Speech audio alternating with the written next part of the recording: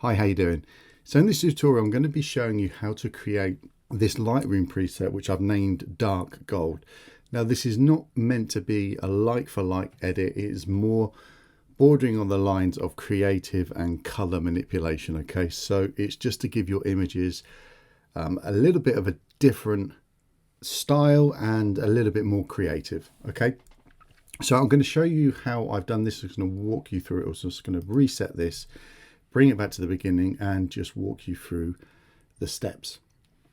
Okay, so the first thing I want to do is just increase that white balance a little bit, just to bring out some of that yellow, and I'm just going to push the tint up a little bit as well. I'm going to bring the exposure down to around there, 1.25. That's good for this image. I'm going to bring the contrast down as well because I want to flatten it. I'm going to do a lot of work in the curves tool in a little while, so I'm just going to bring that down for now. I'm going to bring the highlights down as well to around there, and the shadows are going to bring some of that detail out, so push that up to around 59, and then the whites are going to bring them up a little bit, and the blacks I'm going to also bring them up to 55. There we go. So as you can see, as always with most of my edits, the whole point of using this first phase is to flatten the image so we can then create contrast and manipulate color later on. So I'm going to bring the clarity down a little bit, just to around -4, and then dehaze, I'm just going to bring that up a little bit to around +5. And I'm going to bring the vibrance and the saturation down because I don't want the colors to be overbearing. I want this to be almost a matte effect. So vibrance to -6, and then saturation to -13. There we go. So that's the first phase of the image done. So the next part, the tone curve, is we're going to add a little bit of a steep S curve, but we're going to really matte off the blacks. Okay, so I'm going to make 3 points there and another point at the top there, and I'm just going to push that up a little bit just to lift them whites. And then down here on the blacks, I'm just going to lift that up slightly. I'm going to make another point, and I'm going to lift that up quite a bit there. And then the bottom part, I'm going to pull that right up there. So you can see we've almost got a little bit of a ski slope going there, and then it goes up and then peaks at the top there. Okay, so you can play around with that and just tweak, depending on your image, just tweak that so it's a little bit smoother than what I've done there. So it's all about just getting a nice transition across there. That looks pretty good though, and again you can see that it's quite flat. So I'm going to move to the red, green and blue channels now, and we're going to do something similar, but we're not going to matte these colors off. So I'm going to create another point up here, so again just to lift that, another point here, point in the center, I'm going to bring that back down into the center, another point down here, I'm just going to pull this down a little bit to about there, and then another point here, and just smooth that off a little bit so it's about there. That's looking pretty good. So we can then copy this and paste it to the two other channels. So right click, copy channel settings, go to the green, right click and paste, and then just do the same on the blue and yellow channel. To paste. There we go. So we look at that as a before and after. You can see we've added the contrast back in and we've matted off the blacks. That's the most important part. So now what we're going to do is manipulate the color, and then we're going to color grade the image after. So now we just want to mess around with these colors and get them to where we want them to be.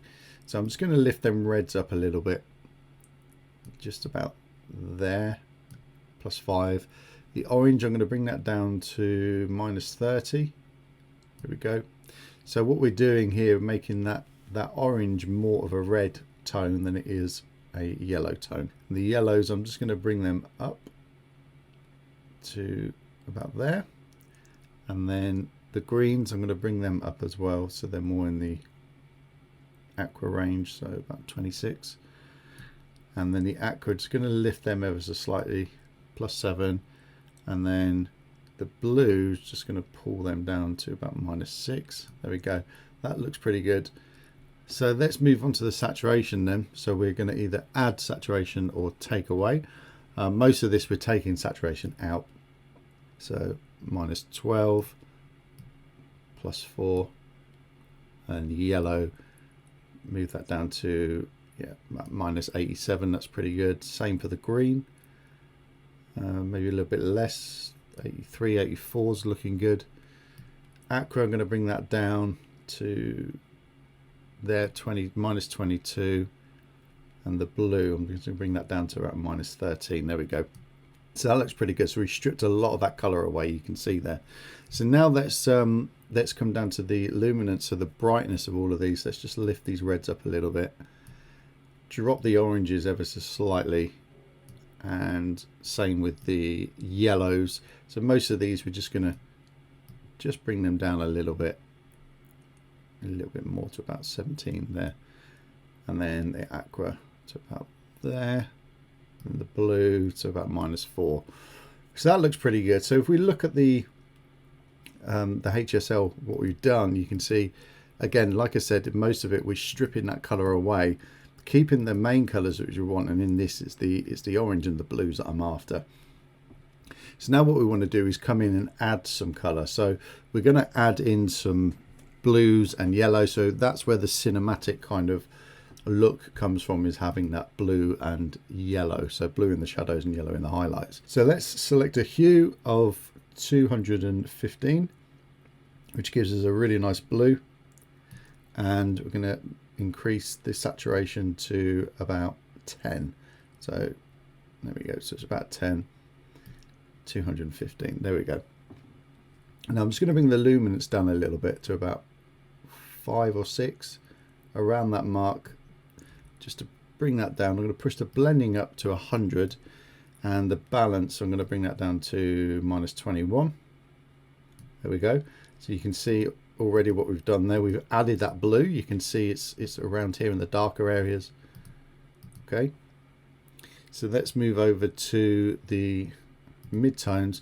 And the actual midtones, I'm not going to add a color to it, but you can see the luminance here, so the brightness, you can adjust that on its own. So it's a really good way of just brightening up the whole picture, the whole midtones rather, in the picture. So we're just going to add +10 on that. And then in the highlights, we're going to add a lovely yellow tone to the shot. So a hue of around 40, around that mark. And again, saturation, going to go a little bit higher with this, so about 23, 24. And let's have a look.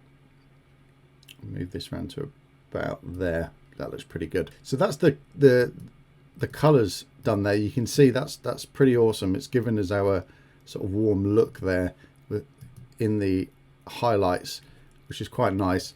So let's come down to here. Let's come down to the sharpening. So I'm just going to push the sharpening up to around 15, and then the masking, I'm going to push that up. Hold the Option key. Just push that up so we're just getting that bird. There we go. That's pretty cool. And then let's increase the noise reduction let's just push it up to 15, and the color, let's just do that to a little bit higher, about 20. Remove chromatic abrasion, enable lens profiles. Always do that. It's a good thing to do. And we could just bring in a little bit of a vignette. So let's just bring that down to about -7. And let's just feather that off a little bit more. So it's just a hint. There's not really much going on there. So about 70 is looking pretty good. And then I think just to bind all of this together that we've done, adding a little bit of grain is good sometimes. So about 6 or 7 is probably going to be enough. Size 25 and roughness 50, just to bind all that together. So that is pretty much it. Now what you can do if you want to is you can come back up to the vibrance and saturation. You can manipulate them and play around and push them up a little bit higher if you want to. The other thing that you can do is actually change the color profile. So if you click on the browse section there, you can come down to, say, this one here, Artistic 3, okay? And then we can just drop that amount. So we could just bring that down to about, say, there. That's pretty good. That just gives you a bit of an overall color tone to it. And you can see if I go back a couple of steps, from when we selected that, you'll see the difference. So here's the grain amount there. You can see just adding that profile was just boosted everything up a little bit. So if we look at the before and after, you can see that's the finished article. Like I said in the beginning, this isn't meant to be editing your image to correct it. It is leaning towards that more creative workflow and editing. So I hope you enjoyed that. I look forward to seeing your images, and I'll see you in the next video. Take care. Bye bye.